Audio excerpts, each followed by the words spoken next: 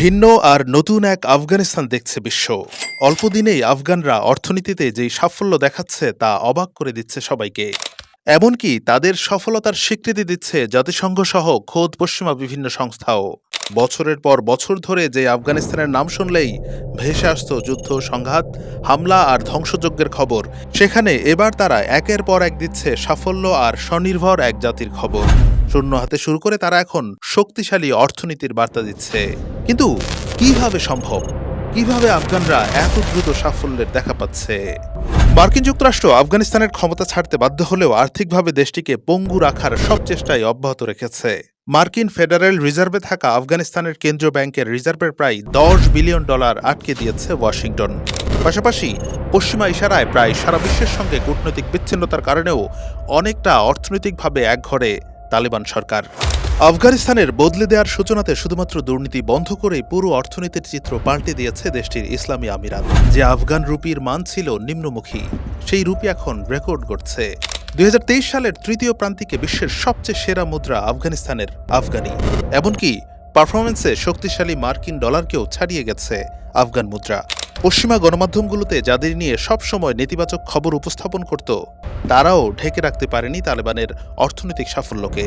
মূলত আফগানিস্তানের ক্ষমতা গ্রহণ করে এমন সব অর্থনৈতিক নীতি গ্রহণ করে তারা, যা তৃতীয় বিশ্বের দরিদ্র দেশগুলোর সরকারের পক্ষে প্রায় অসম্ভব। তাদের নেয়া অর্থনৈতিক নীতির সঙ্গে আধুনিক প্রচলিত অর্থনৈতিক ব্যবস্থার খুব একটা মিল না থাকলেও দিন শেষে দেখা যায় আফগানদের প্রণীত নীতি কাজ করতে শুরু করেছে। মূলত ক্ষমতা গ্রহণের পরপরই স্থানীয় লেনদেনে ডলার ও পাকিস্তানের রুপির ব্যবহার বন্ধের পাশাপাশি দেশ থেকে বাইরে ডলার নিয়ে যাওয়ার উপর কড়াকড়ি আরোপ করে দেশটির নতুন সরকার। মুদ্রার উপর চাপ কমার কারণে ডলার উত্তোলনের সীমাও বাড়িয়ে দেয় আফগান কেন্দ্রীয় ব্যাংক। এছাড়া অনলাইন ভিত্তিক ব্যবসা বাণিজ্য অবৈধ ঘোষণা করে এসব আইন লঙ্ঘনকারীদের কঠোর শাস্তি দেওয়ার ঘোষণা দেওয়া হয়। একই সাথে প্রবাসী আয় বৃদ্ধির জন্য নানা উদ্যোগ নেয় ইসলামী আমিরাত সরকার। এদিকে পাকিস্তান থেকে আফগানিস্তানে যে ডলার পাচার হয়, তাতেও আফগান অর্থনীতিতে প্রাণের সঞ্চার হয়েছে। বিশ্বব্যাংকের প্রতিবেদনে বলা হয়েছে, 2025 সাল পর্যন্ত আফগানিস্তানে 2 থেকে 3% হারে অর্থনৈতিক প্রবৃদ্ধি হবে। আফগানিস্তানের হাতে নগদ অর্থের স্বল্পতা থাকলেও তাদের হাতে সম্পদের অভাব নেই। দেশটির হাতে যে পরিমাণ লিথিয়াম আছে তার মূল্য 3 ট্রিলিয়ন বা 3 লাখ কোটি মার্কিন ডলার।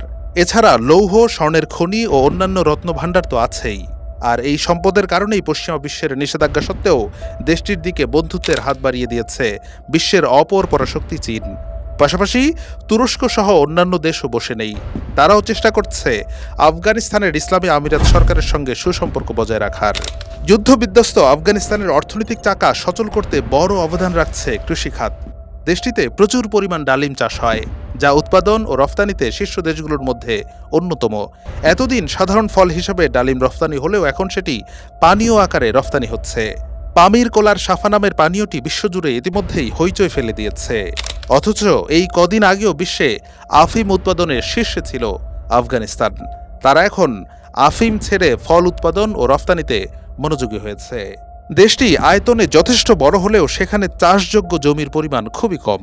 এ কারণে বরাবরই খাদ্য আমদানির উপর নির্ভরশীল থাকে আফগানরা। তাই তালেবান ক্ষমতা নিয়েই খাদ্যে স্বয়ংসম্পূর্ণ হওয়ার দিকে নজর দেয়। এ লক্ষ্যে 2021 সালের 15 আগস্ট প্রায় শূন্য হাতেই ইতিহাসের সবচেয়ে বড় মেগা প্রকল্প কুশটেপা ক্যানেল নামের একটি কৃত্রিম খাল খননের কর্মসূচি হাতে নেয়। সম্পূর্ণ নিজস্ব অর্থায়ন ও প্রযুক্তিতে এই খাল নির্মাণ শুরু করে ইতিমধ্যেই বিশ্ববাসীকে তাক লাগিয়ে দিয়েছে আফগান সরকার।